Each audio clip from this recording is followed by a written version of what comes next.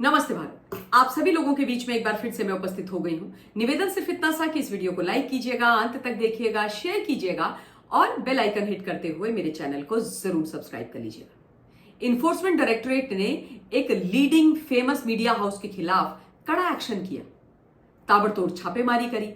पहले income tax department ने छापेमारी करी, उसके बाद ईडी ने छापेमारी करी और फाइनेंशियल गड़बड़ झाले और मनी लॉन्ड्रिंग के एंगल से जो छापेमारियां हुई हैं उसका रिजल्ट ये हुआ कि जो को ओनर हैं इस न्यूज़पेपर के, इस मीडिया हाउस के, उनकी गिरफ्तारी हो गई। वाकया है गुजरात का। गुजरात में बाहुबली शाह नाम के एक बाहुबली हैं जो गुजरात समाचार नामक एक न्यूज़पेपर चलाते हैं और उसके अलावा जीएसटीवी भी चलाते हैं। इनके ऊपर पहले आईटी और उसके बाद ईडी की छापेमारी हुई।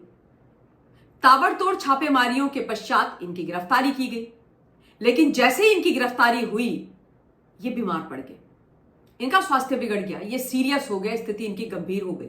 और उसके बाद जब इनको सरकारी अस्पताल ले जाया गया तो इन्होंने बोला कि नहीं भाई, हम सरकारी अस्पताल वाले मटीरियल नहीं है, हमने तो बड़ा पैसा कमाया है गोरख धंधे करके, इसलिए हम बढ़िया महंगे वाले प्राइवेट हॉस्पिटल में जाएंगे। इनको प्राइवेट हॉस्पिटल में लेकर के गए। उसके बाद की कहानी मैं आपको बाद में बताती हूं, लेकिन मैं आपको यह बता दूं कि जब ऑपरेशन सिंदूर इस बार आरंभ हुआ उस समय जो आधा फ्रंट इस देश के अंदर बैठा हुआ है ना, मीर जाफरों का, उसने अपने बिलों से बिलबिलाते हुए बाहर निकलना आरंभ कर दिया। भारत की जो सेनाएं हैं, एयरफोर्स, आर्मी, नेवी, उनकी खिलाफत करनी आरंभ कर दी। मां भारती के खिलाफत करनी आरंभ कर दी। परंतु आतंकिस्तान पाकिस्तान के समर्थन में खड़े होकर के उनके जो सुर थे उनसे अपने सुर मिलाने आरंभ कर दिए। और ये जो मिस्टर बाहुबली शाह है ये भी उसी श्रेणी, उसी कैटेगरी में आते हैं। इनका जो ये गुजरात समाचार है ये लगातार जो भी लेख वगैरह छापता है अपने इस न्यूज़पेपर में या जीएसटीवी में, ये जो भी चीजें दिखाते हैं वो एंटी आर्मी होती हैं और एंटी नेशनल होती हैं।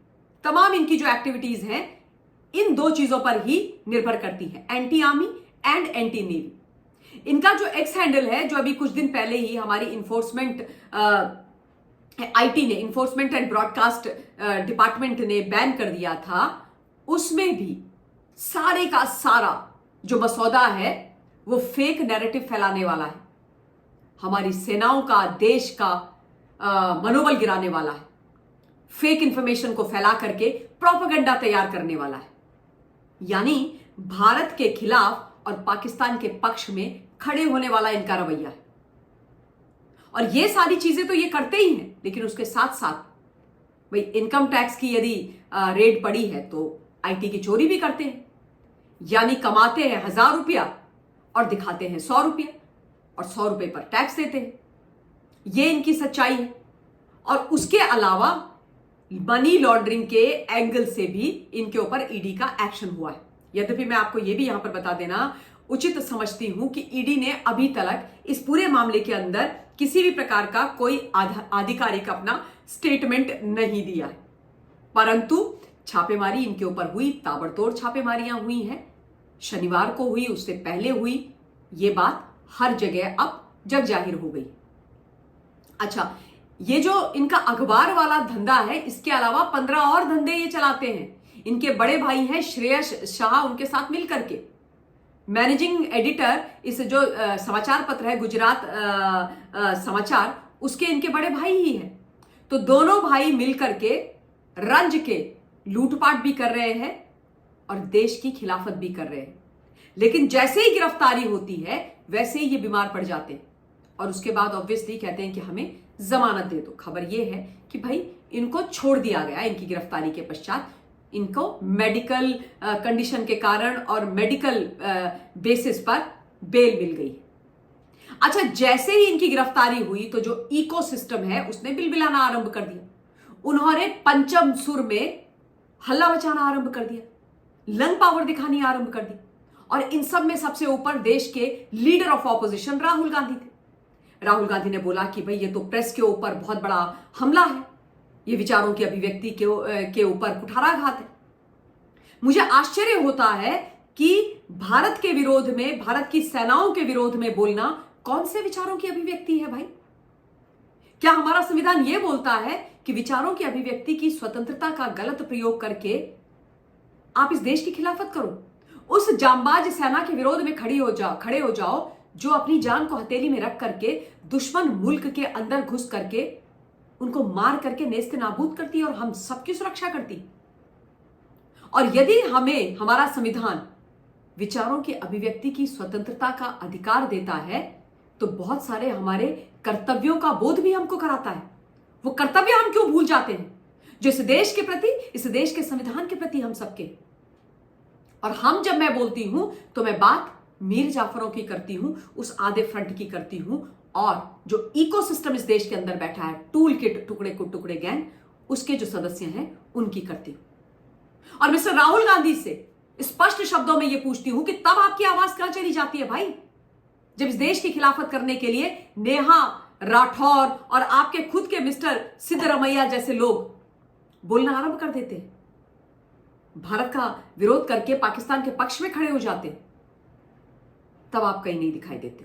पर खैर, ये जो खबर है ये इसलिए भी इंपॉर्टेंट हो जाती है क्योंकि जब भी मीर जाफरों के ऊपर एक्शन होता है, और सिर्फ मीर जाफर की बात नहीं है, यहां पर इनकम टैक्स और ईडी का दोषी होने की बात भी है, तो जब उनके ऊपर एक्शन होता है तो इनके पेट में दर्द क्यों होता है?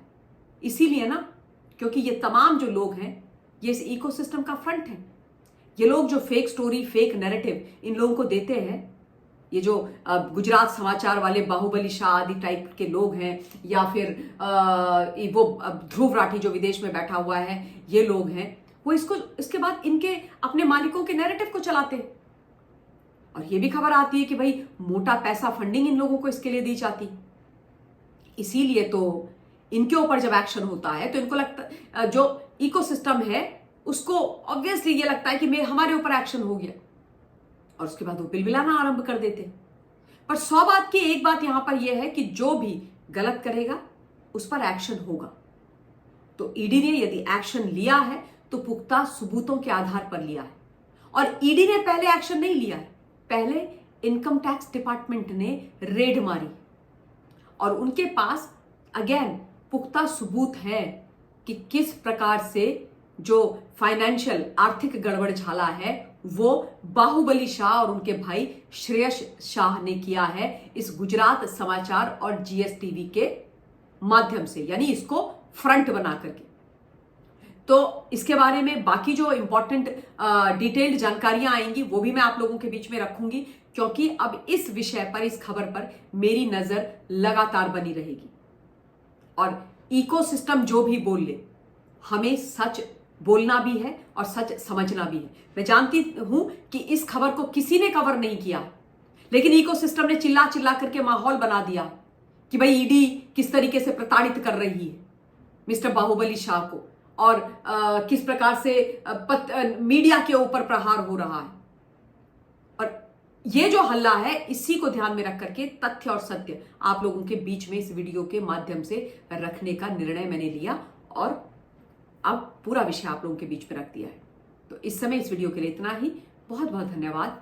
जय हिंद।